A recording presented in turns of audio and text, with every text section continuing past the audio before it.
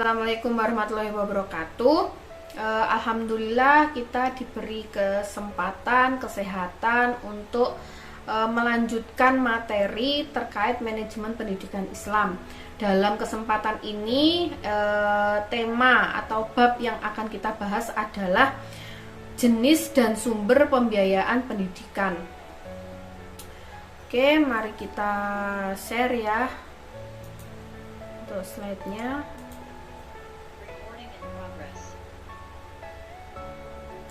Jenis dan sumber pembiayaan pendidikan.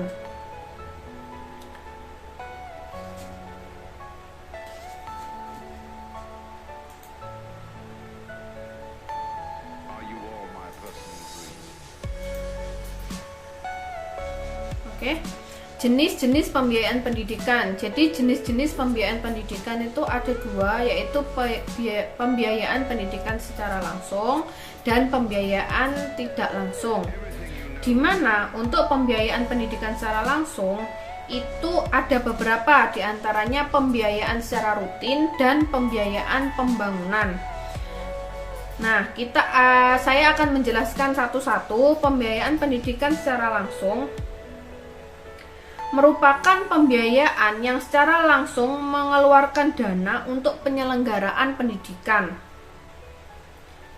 Atau pembiayaan langsung ini bisa disebut juga pemberian biaya yang langsung menyentuh aspek dan proses pendidikan.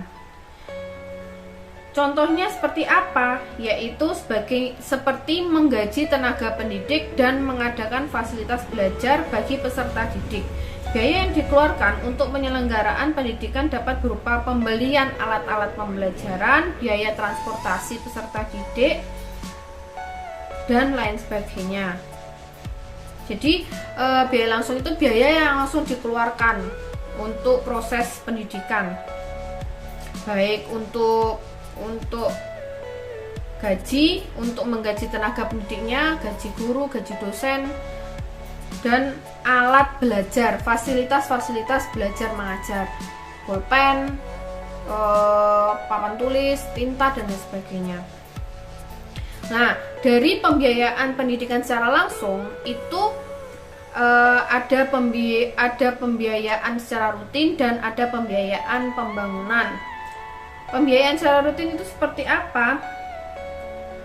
Jadi pembiayaan secara rutin itu digunakan untuk membiayai keperluan kegiatan operasional pendidikan dalam jangka 1 tahun anggaran dan sebagai penunjang dalam melaksanakan program pendidikan. Seperti apa sih? Seperti menggaji guru, staf, terus pemeliharaan, perawatan sarpras, dan administrasi sekolah, perguruan tinggi, dan lain sebagainya. Jadi pembiayaan secara rutin ini merupakan bagian dari jenis pembiayaan secara langsung. Jadi langsung ya, jadi gaji tenaga pendidik, gaji administrasi. Jadi biaya yang langsung dan rutin, pemeliharaan sarpras yang rutin dilakukan. Yang kedua yaitu pembiayaan pembangunan. Jadi pembiayaan pembangunan merupakan bagian dari pembiayaan secara langsung. Pembiayaan ini digunakan untuk beberapa hal terkait penyelenggaraan pendidikan, yaitu untuk seperti pembelian tanah, terus ada membangun gedung, pembangunan ruang kelas, pembangunan fasilitas-fasilitas lain, pembangunan lab. Jadi yang menunjang pendidikan. Selain itu ada kayak pembangunan perpustakaan, lapangan, konstruksi bangunan, dan lain sebagainya. Itu pembiayaan pembangunan. Jadi fungsinya itu untuk meningkatkan, untuk memajukan. Jadi perbaikan untuk fasilitas dari pendidikan itu bisa lebih baik. Itu. Nah, untuk selanjutnya pembiayaan tidak langsung. Pembiayaan tidak langsung ini meliputi biaya pribadi, biaya masyarakat, biaya moneter, dan biaya tidak moneter. Jadi ini sudah dijelaskan ya di pertemuan kemarin secara singkat. Jadi pembiayaan tidak langsung ini Kenapa kok disebut jenis pembiayaan tidak langsung? Karena biaya yang dikeluarkan oleh keluarga peserta didik itu tidak langsung digunakan oleh penyelenggara pendidikan, karena digunakan untuk keperluan biaya hidup peserta didik demi keberlangsungan pendidikan. Paham ya? Jadi biaya tidak langsung ini tidak kok dari masyarakat, orang tua tuh langsung untuk ke pendidikan, enggak. Jadi enggak langsung untuk ke sekolahnya atau ke lembaga pendidikan lain.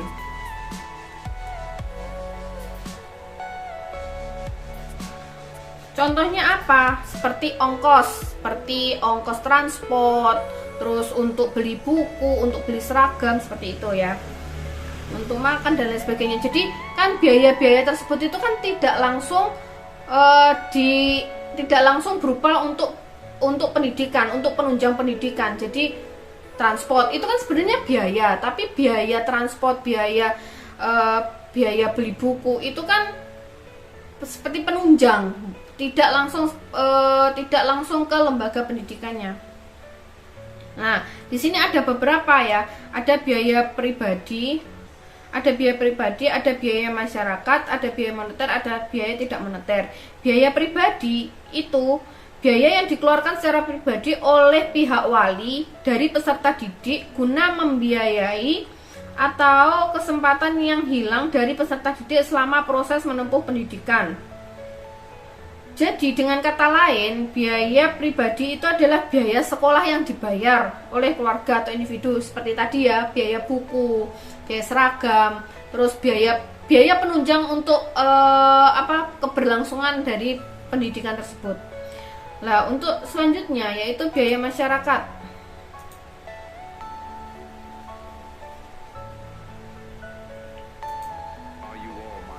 Untuk biaya masyarakat itu adalah biaya yang dikeluarkan oleh masyarakat untuk membiayai penyelenggaraan pendidikan. Hal ini, biaya masyarakat ini juga meliputi biaya pribadi. Jadi biaya masyarakat itu di dalamnya ada biaya pribadi. Dapat dikatakan bahwa biaya masyarakat adalah biaya sekolah yang dibayar oleh masyarakat. Di samping ya. Selanjutnya, biaya moneter. Biaya moneter merupakan segala bentuk pengeluaran yang ditujukan untuk penyelenggaraan pendidikan dalam bentuk uang, baik langsung maupun yang tidak langsung. Jadi biaya moneter itu biaya yang berupa uang. Jadi nanti ada biaya yang non moneter atau biaya yang tidak berupa uang. Biaya yang tidak moneter adalah segala bentuk pengeluaran yang ditujukan untuk menyelenggarakan atau kegiatan pendidikan yang tidak dalam bentuk uang. Contohnya apa yang tidak dalam bentuk uang? Contohnya yang tidak dalam bentuk uang itu kayak materi, waktu, kesempatan, tenaga. Jadi itu juga memerlukan biaya. Itu termasuk biaya non moneter yang tidak berupa uang. Oke, selanjutnya sumber pembiayaan pendidikan. Sumber pembiayaan pendidikan Islam ya. Pertama, subsidi pemerintah, kedua wakaf, ketiga peserta didik, keempat perorangan atau sumber yang lain.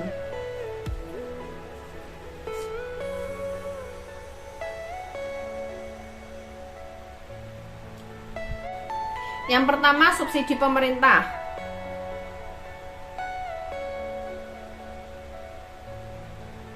Subsidi pemerintah berarti ya dana yang didapat itu dari pemerintah, dari pemberian pemerintah. Yang kedua adalah wakaf. Wakaf merupakan bagian dari ibadah yang berkaitan dengan harta benda ya. Jadi sebagai sistem pendanaan pendidikan, wakaf menjadi semacam lembaga yang terorganisasi yang akan mendanai salah satu sumber dana dari pendidikan tersebut.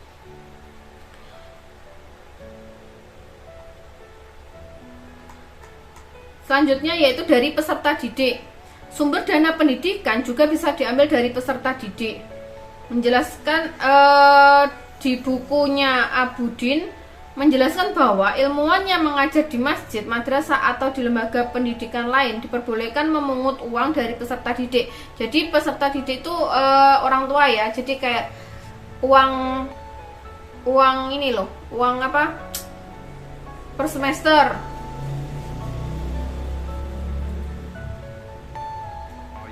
Setelah itu, perorangan atau sumber yang lain. Adanya pengajar atau pendidik yang mau memberikan pelajaran kepada masyarakat tanpa mengharapkan bayaran sedikit pun dapat menarik pada hartawan atau dermawan untuk mengeluarkan sejumlah dana. Jadi sumbangan ya sepertinya. Kalau perorangan atau sumber yang lain itu kayak sumbangan. Jadi sumbangan dari apa? Dewan orang wali murid, atau sumbangan dari hartawan dan dermawan.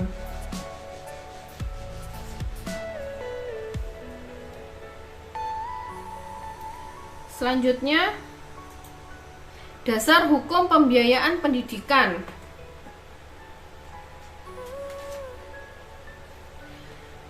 Yang pertama, Undang-Undang Nomor 20 Tahun 2003. Jadi yang kedua yaitu Peraturan Pemerintah Nomor 48 Tahun 2008. Jadi Undang-Undang Nomor 20 Tahun 2003 itu menjelaskan bahwa pada pasal 46 pembiayaan atau pendanaan pendidikan itu sepenuhnya merupakan tanggung jawab bersama antara pemerintah daerah dan masyarakat. Pada undang-undang tersebut di pasal 47 itu penentuan bagaimana menentukan sumber pembiayaan pendidikan, yaitu antara lain prinsip keadilan, prinsip kecukupan, dan prinsip keberlanjutan. Maksudnya prinsip keadilan itu seperti apa? Maksudnya sumber pembiayaan pendidikan baik yang berasal dari pemerintah daerah maupun masyarakat, besarnya dana disesuaikan dengan kemampuan masing-masing. Jadi adil ya. Jadi tidak ada diskriminasi masalah pembiayaan. Jadi untuk biaya UKT atau SPP per bulan itu sama. Jadi adil antara si A, si B, si C, yang kaya, yang sederhana dan lain sebagainya. Itu sama. Yang kedua, prinsip kecukupan. Artinya, besarnya anggaran dana pendidikan harus cukup untuk membiayai penyelenggaraan pendidikan yang memenuhi standar nasional pendidikan. Jadi, untuk pendanaan pendidikan itu berprinsip kecukupan. Jadi, bisa mencukupi. Itu ya. Untuk yang ketiga, yaitu prinsip keberlanjutan. Artinya, biaya atau dana pendidikan dapat digunakan berkesinambungan guna memberikan pelayanan pendidikan yang sesuai dengan standar nasional pendidikan. Jadi bisa to be continue ya, bisa berlanjut.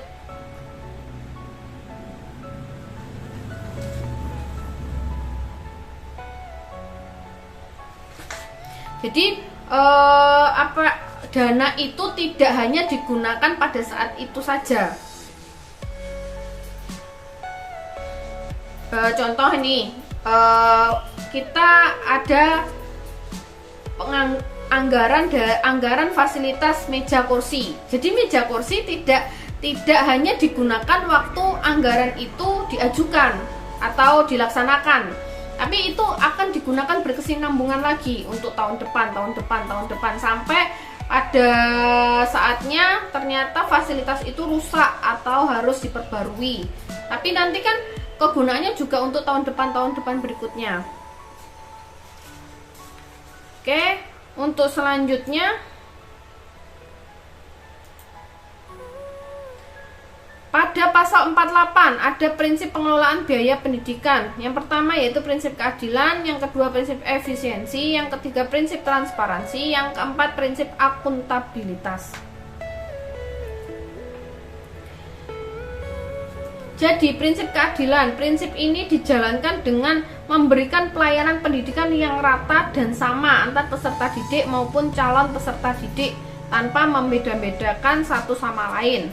Jadi ketika kita memberikan pelayanan itu tidak dibedakan antara anak presiden atau anak DPR dengan anak tani, tidak. Jadi semua siswa atau mahasiswa yang sekolah atau belajar di lembaga pendidikan tersebut itu akan mendapatkan hal yang sama.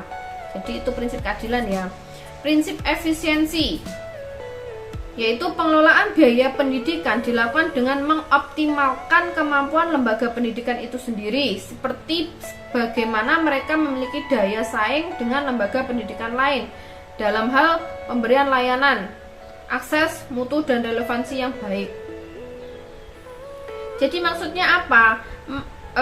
Dengan prinsip efisiensi itu dapat mengoptimalkan segala sumber daya yang terbatas untuk mencapai hal yang maksimal. Jadi lebih efisien ya.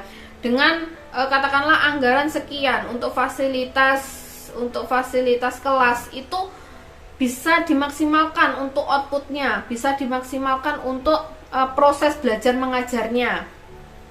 Jadi prinsip efisiensi ya. Yang selanjutnya yaitu prinsip transparan. Prinsip transparan merupakan prinsip yang dijalankan dengan memberikan kebebasan bagi setiap individu untuk memperoleh informasi mengenai kebijakan pengelolaan pendidikan, seperti bagaimana proses pembuatan kebijakan, dari mana sumber dan berupa jumlahnya, bagaimana perinciannya, dan apa hasil yang diperoleh dari penerapan kebijakan. Jadi transparansi ya. Jadi untuk pengelolaan dana itu nanti kan ada yang namanya LPJ, ada namanya laporan. Nah, laporan itu harus transparan, harus tidak hanya yang bersangkutan saja yang tahu. Jadi laporan itu memang untuk umum, untuk semuanya. Jadi untuk transparan ya. Pengelolaan dana itu kemana, untuk apa, terus biaya-biayanya berapa, apa saja, ke siapa, itu harus transparan. Selanjutnya yaitu prinsip akuntabilitas publik. Prinsip ini merupakan salah satu bentuk evaluasi atau penilaian kinerja sebagai bahan pertimbangan pengambilan keputusan selanjutnya. Dengan demikian, maka penggunaan uang lembaga sekolah dapat dipertanggungjawabkan sesuai dengan perencanaan yang telah ditetapkan sebelumnya. Jadi ketika ada dana nih, ada dana untuk pengembangan sekolah. Lah, untuk selanjutnya, untuk kelanjutannya seperti apa? Oh, ternyata tidak sesuai dengan apa yang sudah menjadi tujuan. Kenapa? Lah, itu nanti akan pengambilan keputusan. Jadi ketika akuntabilitas publik, jadi pengelolaan dana itu harus bisa membuat pengambilan keputusan yang tepat. Untuk selanjutnya yaitu pasal 48, pengalokasian dana pendidikan. Dana pendidikan selain gaji pendidik dan biaya pendidikan kedinasan dialokasikan minimal 20% dari APBN pada sektor pendidikan dan minimal 20% dari APBD. Itu ada di pasal 49. Gaji guru dan dosen yang diangkat oleh pemerintah dialokasikan dalam APBN. Dana pendidikan dari pemerintah dan pemerintah daerah untuk satuan pendidikan diberikan dalam bentuk hibah sesuai dengan peraturan perundang-undangan yang berlaku. Oke, untuk selanjutnya Peraturan Pemerintah Nomor 48 Tahun 2008. Jadi di sini ada pasal 2 ayat 1 yang mengatakan bahwa pendanaan pendidikan menjadi tanggung jawab bersama antara pemerintah, pemerintah daerah, dan masyarakat. Nah, ini implementasi perundang-undangan yang dimaksud memerlukan tekad yang kuat dari pemerintah dan pemerintah daerah. Hal tersebut disebut dengan sebagai otonomi daerah. Jadi otonomi daerah itu memiliki arti setiap lembaga pendidikan itu memiliki wewenang untuk dapat mengelola lembaga pendidikannya serta mengelola dana pendidikan yang bersumber dari pemerintah pusat, pemerintah daerah, dan masyarakat demi tercapainya pendidikan bermutu yang berorientasi pada pendidikan unggul berbasis masyarakat. Jadi kan tidak ada ya sekolah yang tidak memerlukan biaya atau pendanaan pendidikan. Sekolah semuanya itu memerlukan biaya dan pendanaan. Dalam hal ini, biaya dikumpulkan dari sumber-sumber pembiayaan pendidikan seperti sumber dari pemerintah, sumber dari swasta, yaitu uang sekolah dan pemasukan dari orang tua. Oleh karena itu, orang tua memiliki tanggung jawab untuk dapat berpartisipasi dalam memberikan dana atau biaya pendidikan bagi anak-anaknya. Setidaknya memiliki tabungan dana pendidikan yang kelak dapat dipergunakan demi memenuhi berbagai kebutuhan anak-anaknya. Dari SD atau MI, MTS, madrasah, sampai MA. Seperti itu ya. Jadi itu tadi terkait tentang jenis dan sumber pembiayaan pendidikan. Untuk selanjutnya, saya ada beberapa pertanyaan, silahkan nanti dijawab. Itu yang pertama, menurut Anda, mengapa ada beberapa sekolah yang menolak secara sepihak program BOS? Sebutkan alasannya. Untuk yang kedua, apa sih tujuan pemerintah dalam pemberian dana bantuan siswa miskin? Untuk yang ketiga, sebutkan jenis-jenis pembiayaan pendidikan secara langsung. Itu apa saja dan tolong jelaskan. Untuk yang keempat, apa keunggulan pembiayaan langsung daripada pembiayaan secara tidak langsung? Itu menurut Anda. Selanjutnya, nomor 5, menurut Anda apa yang dimaksud dengan pembiayaan secara tidak langsung? Seperti apa dan berikan contohnya. Yang keenam, di dalam pengelolaan keuangan pendidikan dibutuhkan prinsip transparansi. Tolong dijelaskan seperti apa transparansi itu. Yang ketujuh, jelaskan menurut Anda yang dimaksud biaya operasional sekolah. Biaya operasional sekolah itu apa dan contohnya itu apa.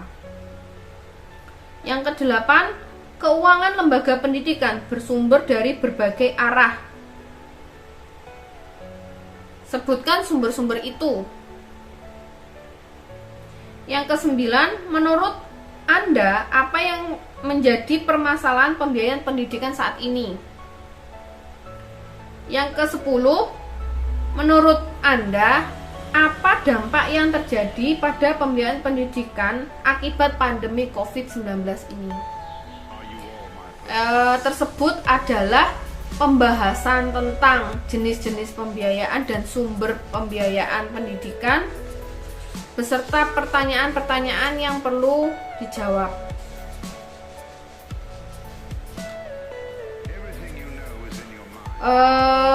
Untuk materi hari ini saya kira cukup. Ada kurang lebihnya saya mohon maaf. Ada pertanyaan silakan dipertanyakan. Saya tutup untuk materi hari ini.